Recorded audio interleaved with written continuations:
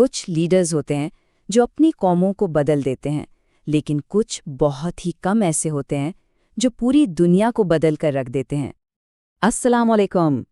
اے آئی ایرا Islamic ابرامک wisdom میں ایک بار پھر خوش آمدید۔ آج کا ہمارا موضوع جناب ظہیر احمد میر کی کتاب اسلامی فقہ کی بنیاد سے ہے، اور ہم خاص طور پر جلد اول ذیلی جلد دوئم پر بات کریں گے، جو حضرت ابو بکر صدیق رضی اللہ تعالیٰ عنہ کے بارے میں ہے۔ سوچیں ذرا، حضرت ابو بکر صدیق رضی اللہ تعالیٰ عنہ کی خلافت کا دورانیہ صرف 2 سال تھا، صرف 2 سال، اور اتنے کم وقت میں انہوں نے ایک ایسے عالمی سفارتی آئین کی بنیاد رکھ دی، ایک ایسا بلو پرنٹ جو انصاف اور بقائے باہمی کے اصولوں پر کھڑا تھا، اور جو آنے والی صدیوں تک اسلامی طرز حکمرانی کی رہنمائی کرتا رہا۔ سوال یہ ہے کہ یہ ہوا کیسے؟ آئیے اس ویژن کی گہرائی میں اترتے ہیں۔ اچھا، تو اس عظیم ویژن کا پہلا ستون کیا تھا؟ وہ تھا اصولی مشغولیت۔ اس کا مطلب کیا ہے؟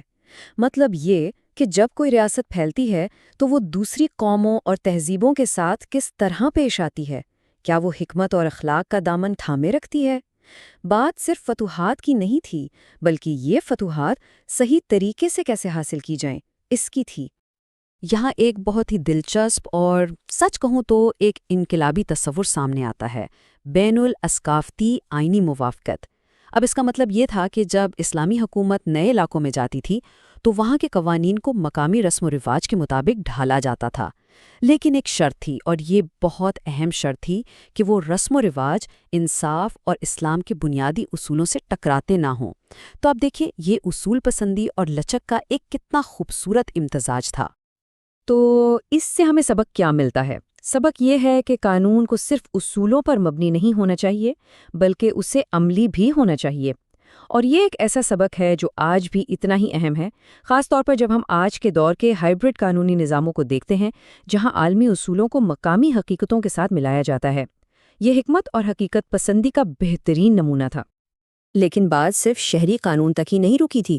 حضرت ابو بکر رضی اللہ عنہ نے عالمی فوجی معاملات کے لیے بھی ایک بہت سخت اخلاقی ضابطہ قائم کیا۔ کمانڈروں کو بالکل صاف ہدایات دی گئیں: کسی قسم کی دھوکہ دہی نہیں ہوگی، کسی پر تشدد نہیں کیا جائے گا، اور سب سے بڑھ کر عام شہریوں کو، یعنی عورتوں، بچوں اور بوڑھوں کو کبھی بھی نشانہ نہیں بنایا جائے گا، یہاں تک کہ کسی کی املاک یا ماحول یعنی درختوں وغیرہ کو بھی نقصان پہنچانے کی اجازت نہیں تھی۔ اور جب آپ ان اصولوں کا آج کے دور سے موازنہ کرتے ہیں تو سچ میں حیرت ہوتی ہے۔ ایک طرف دیکھیں، 7ویں صدی کی ہدایات ہیں، کوئی دھوکہ نہیں، شہریوں کی حفاظت، اور دوسری طرف ہمارے پاس جدید دور کا بین الاقوامی قانون ہے، جیسے جنیوا کنونشنز۔ یہ مماثلت، یہ واقعی کمال ہے نا؟ یہ اس بات کا زندہ ثبوت ہے کہ انصاف کے سچے اصول وقت اور زمانے کی قید سے آزاد ہوتے ہیں۔ اچھا، اخلاقی طور پر جنگ لڑنا تو کہانی کا ایک حصہ ہے، لیکن دوسرا اور شاید اس سے بھی زیادہ اہم ستون یہ ہے کہ اس کے بعد کیا ہوتا ہے، یعنی پائیدار امن کی تعمیر۔ یہ صرف جنگ جیتنے کی بات نہیں ہے، یہ اس بارے میں ہے کہ فتح کو دیر پا انصاف میں کیسے بدلا جائے۔ تو یہ فریم ورک تھا کیسا؟ دیکھیں، اس کے 3 واضح مراحل تھے۔ سب سے پہلا اور سب سے اہم قدم مذاکرات، یعنی بات چیت۔ طاقت کا استعمال ہمیشہ آخری آپشن تھا۔ اگر بات چیت ناکام ہو جاتی تو اگلا قدم تھا سالفی، یعنی کسی غیر جانبدار فریق سے فیصلہ کروانا۔ اور آخر میں، تاکہ ہر چیز بالکل شفاف رہے، تمام شرائط کو تحریری شکل دی جاتی تھی۔ کوئی شک و شبہ نہیں، کوئی غلط فہمی کی گنجائش نہیں۔ اور اس پورے نقطۂ نظر کے پیچھے جو فلسفہ تھا، وہ اس ایک جملے میں سمٹ کر آ جاتا ہے: ایک منصفانہ امن ایک آسان فتح سے کہیں بہتر ہے۔ اصل مقصد صرف جنگ جیتنا نہیں تھا، بلکہ ایک ایسا ماحول بنانا تھا جہاں امن قائم رہ سکے اور تمام فریق عزت اور وقار کے ساتھ رہ سکیں۔ اور یہی سوچ ہمیں اس سفارتی آئین کے ایک اور بنیادی اصول کی طرف لے جاتی ہے، ایک ایسا اصول جو اپنے وقت کے لحاظ سے واقعی ایک انقلاب تھا۔ اور وہ خیال یہ تھا کہ فتح کا مطلب غلبہ پانا نہیں ہے، بلکہ فتح ایک ذمہ داری ہے۔ تو یہ ذمہ داری عملی طور پر نظر کیسے آتی تھی؟ یہ ان حقوق میں نظر آتی تھی جو نئے علاقوں کے باشندوں کو دیے گئے۔ ان کے مال و اسباب کے حقوق وہ ویسے ہی برقرار رکھے گئے، ان کی مذہبی آزادی اس کی حفاظت کی گئی، ان کی ثقافتی شناخت، اس کا احترام کیا گیا۔ تو یہ لوٹ مار والی فتح نہیں تھی، یہ انصاف پر مبنی حکمرانی تھی۔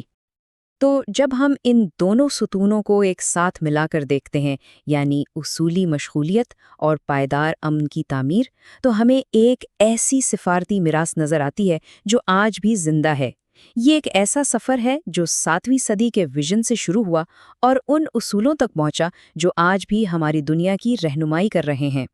اس کا جو طویل مدتی اثر ہے وہ بالکل واضح ہے۔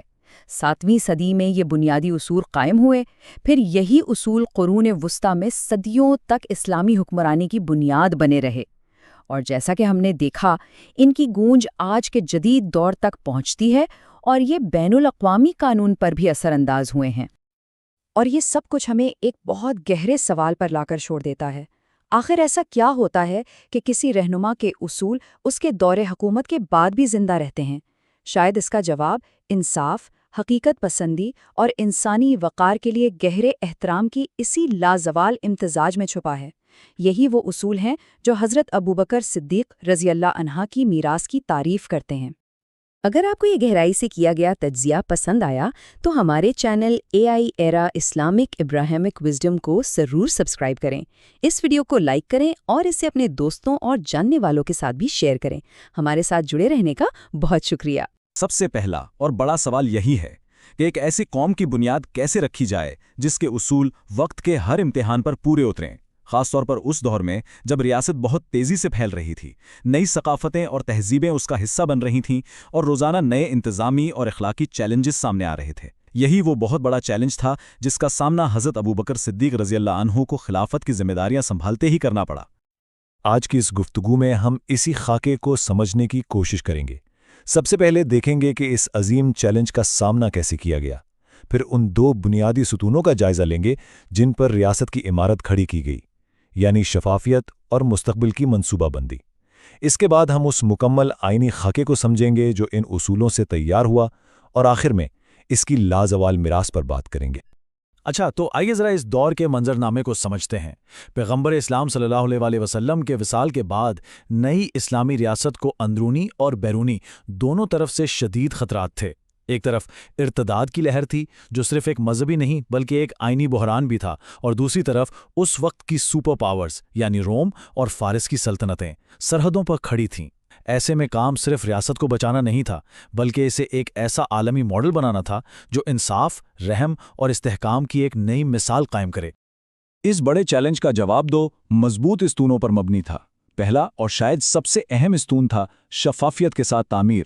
یہ اس زمانے کے لیے ایک بالکل انقلابی سوچ تھی۔ سوچیں، آس پاس کی سلطنتوں میں تو بادشاہ کی مرضی ہی قانون ہوتی تھی، جہاں سارے فیصلے بند دروازوں کے پیچھے ہوتے تھے، اور یہاں ایک ایسے نظام کی بنیاد رکھی جا رہی تھی جو اعتماد، جواب دہی اور آہنگی پر قائم ہو، کیونکہ اعتماد کے بغیر کوئی بھی حکومت عوام کا دل نہیں جیت سکتی۔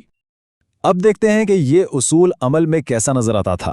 ظہیر احمد میر اپنی کتاب میں کیس 117 کے تحت بتاتے ہیں کہ ریاست کا ہر سرکاری عمل، چاہے وہ کسی قبیلے سے کیا گیا کوئی معاہدہ ہو، کسی گورنر کو بھیجا گیا خط ہو یا ٹیکس وصولی کا حکم نامہ، ہر چیز کو تحریری شکل میں محفوظ کیا جاتا تھا۔ یہ صرف آپ کہہ لیں ریکارڈ رکھنے کی بات نہیں تھی، یہ دراصل ایک ریاستی آرکائیو، ایک انسٹیٹیوشنل میموری بنانے جیسا تھا، تاکہ آنے والی نسلیں اور تاریخ لکھنے والے بھی ان فیصلوں کو دیکھ سکیں، ان کی تصدیق کر سکیں۔ یہ جواب دہی کا ایک غیر معمولی عزم تھا۔ تو اس سے کلیدی سبق کیا ملتا ہے؟ سبق یہ ہے کہ شفافیت ہی حکومت کی قانونی حیثیت یعنی لیجٹمیسی کو قائم رکھتی ہے۔ جب ایک حکومت اپنے تمام کام عوام کے سامنے رکھنے کو تیار ہو تو وہ نہ صرف عوام کا اعتماد جیتتی ہے بلکہ اپنی اخلاقی طاقت کو بھی بے حد مضبوط کرتی ہے۔ اس سے نئے شامل ہونے والے علاقوں کے لوگوں کو بھی یہ پیغام جاتا تھا کہ وہ ایک منصفانہ نظام کا حصہ بن رہے ہیں، کسی ایک شخص کی بادشاہت کا نہیں۔ اور یہ اصول آج بھی اتنا ہی اہم ہے۔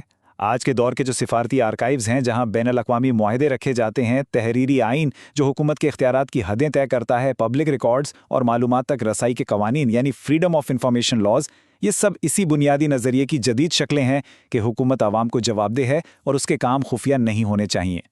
شفافیت کے ساتھ ساتھ اسی ستون کا دوسرا اہم حصہ تھا ہم آہنگی، केस 118 के मुताबिक हज़रत अबू बकर सिद्दीक रज़ी अल्लाह अन्हु ने एक मरकज़ी खारजा पॉलिसी का निज़ाम बनाया। उन्होंने सफ़ीरों, गवर्नरों और फ़ौजी कमांडरों का एक ऐसा नेटवर्क बनाया जो बराह रास्त मरकज़ यानी मदीना से जुड़ा हुआ था। मकसद ये था कि रियासत की आवाज़ एक हो, मुत्तहिदा हो और कोई भी मुकामी ओहदेदार अपनी मर्जी से बैनुल-अक़वामी ताल्लुकात ना बना सके, जिससे रियासत की साख को कोई नुकसान पहुंचे। यहां समझने की बात यह है कि खारजा पॉलिसी बिखरी हुई नहीं होनी चाहिए। सोचें, अगर हर सूबे का गवर्नर या हर महाज का कमांडर अपनी अलग खारजा पॉलिसी चलाने लगे तो रियासत आलमी सतह में कितनी कमज़ोर और नाकाबिले एतबार हो जाएगी। एक मुत्तहिदा आवाज़ न सिर्फ ताकत की निशानी है, बल्कि ये दुनिया को एक वाज़ेह और मुस्तकिल पैगाम देती है, जिससे रियासत का असर बढ़ता है और दोस्त और दुश्मन दोनों को पता होता है कि रियासत की सिमत क्या है। और यही कदीम मॉडल आज के जदीद सिफारती निज़ाम की बुनियाद है। आज दुनिया भर की वजारत ख़ारजा, सिफारत खाने, कौमी सलामती काउंसिल्स, ये तमाम इदारे इसी उसूल पर तो काम करते हैं। उनका बुनियादी काम ही यही है कि मुल्क के तमाम इदारों को ख़ारजा पॉलिसी और कौमी सलामती के मामलात पर एक सफ़े पर लाया जाए, ताकि आलमी सतह पर मुल्क की आवाज़ मुत्तहिदा, मरबूत और मौसर रहे। लेकिन एक अजीम रियासत सिर्फ आज के मामलात को शफाफियत से नहीं चलाती, बल्कि वो खुद को आने वाले कल के लिए भी तैयार करती है। और ये हमें दूसरे स्तून की तरफ लाता है, मुस्तकबिल के लिए मंसूबाबंदी। ये वो दूरअंदेशी पर मबनी उसूल थे जिन्होंने रियासत को न सिर्फ कायम रहने बल्कि वक्त के साथ साथ इर्तका करने की गैर मामूली सलाहियत दी। केस 119 में हमें एक बहुत ही जदीद और इनकलाबी ख्याल मिलता है। हुक्मरानी का निज़ाम ऐसा बनाया गया था कि वो नए और मुख्तलिफ इलाकों जैसे शाम और इराक की मुकामी हकीकतों के मुताबिक खुद को ढाल सके। ये एक जिंदा आइन या लिविंग कॉन्स्टिट्यूशन का तस्वुर था। मतलब बुनियादी उसूल यानी कुरान और सुन्नत तो नाकाबिले तब्दील थे, लेकिन इन उसूलों का इतलाक़ नए हालात और सकाफ़तों पर इज्तिहाद के ज़रिए किया जा सकता था। ये कोई जामिद नहीं बल्कि एक मुतहर्रिक कानूनी ढांचा था। और इससे हमें यह गहरा सबक मिलता है कि आइन को एक जिंदा हकीकत होना चाहिए। इसे मुआशरे की बदलती हुई ज़रूरतों और नए चैलेंजेस का सामना करने के लिए तैयार रहना चाहिए। असल जहानत इसी में है कि बुनियादी अखलाकी उसूल जैसे इंसाफ, मसावात और इंसानी वक़ार हमेशा कायम रहें, लेकिन इनको लागू करने के तरीक़े वक्त और हालात के मुताबिक बदलते रहें। यही वो लचक है जो किसी भी निज़ाम को सदियों तक जिंदा रखती है। केस 120 इस बात को और भी वाज़ेह करता है।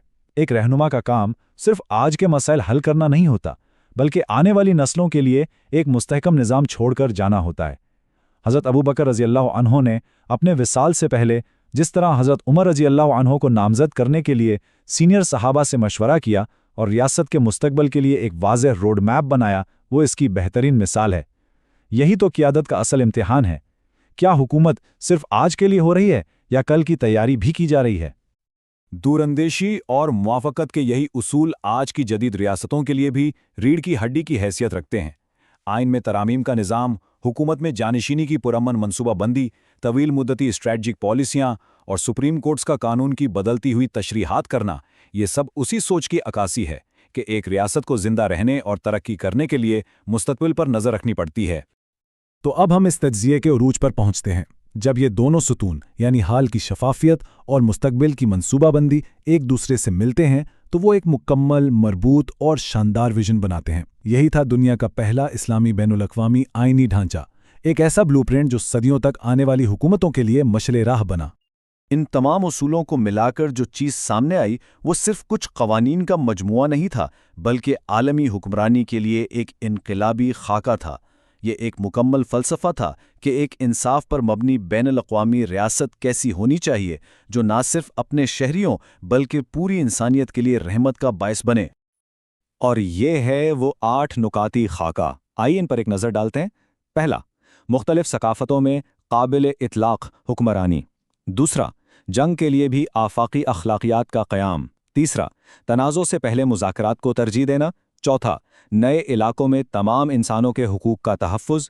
पाँचवा, रिकॉर्ड कीपिंग और शफाफियत जो एतमाद की बुनियाद है। छठा, एक मुरब्बत और मुत्तहिदा खारिजा पॉलिसी। सातवां, बुनियादी अखलाकियात पर कायम रहते हुए कानून का इर्तका। और आठवां, तवील मुद्दती सफारती मंसूबाबंदी। ये वो मुकम्मल ब्लूप्रिंट था जिसने एक रियासत को तहज़ीब में बदल दिया। आखिर में आइए उस मिरास पर गौर करते हैं जो सरहदों और वक्त की कैद से आज़ाद है। یہ آئینی خاکہ صرف 7ویں صدی کے عرب کے لیے نہیں تھا، بلکہ اس نے آنے والی صدیوں کی عالمی تاریخ، قانون اور اخلاقیات پر اتنے گہرے اثرات چھوڑے جو آج بھی محسوس کیے جا سکتے ہیں۔ یہ اقتباس اس حقیقت کو بہت خوبصورتی سے بیان کرتا ہے۔ حضرت ابوبکر صدیق رضی اللہ عنہ کے خلافت کا دورانیہ صرف 2 سال اور چند ماہ کا تھا۔ تاریخ کے لمبے سفر میں یہ ایک لمحے جیسا ہے، لیکن اس مختصر عرصے میں جو آئینی حکمت اور اصول بنائے گئے وہ ابدی ہیں۔ ان کی اہمیت آج بھی اسی طرح قائم ہے، کیونکہ یہ انصاف، شفافیت اور دور اندیشی جیسے آفاقی اصولوں پر مبنی ہیں۔ اور یہ آخری بیان اس پوری گفتگو کا نچوڑ ہے۔ اس آئینی خاکے نے دنیا کو یہ سکھایا کہ انصاف کوئی مقامی چیز نہیں ہے جو ایک ملک کی سرحد پر آ کر رک جائے۔ حقیقی انصاف سرحدیں پار کرتا ہے، وہ نئی ثقافتوں اور معاشروں میں ضم ہوتا ہے، اور آخرکار انسانوں کو ظلم، ناانصافی اور جہالت کے اندھیروں سے آزاد کرتا ہے۔ ہم اپنی بات اس اہم سوال پر ختم کرتے ہیں، تاریخ کے یہ عظیم خاکے ہمیں آج کی پیچیدہ دنیا میں ایک زیادہ منصفانہ، شفاف اور پائیدار مستقبل کی تعمیر کے بارے میں کیا سکھا سکتے ہیں؟ یہ ایک ایسا سوال ہے جس کا جواب تاریخ میں نہیں بلکہ ہمارے آج اور آنے والے کل کے انتخاب میں چھپا ہے۔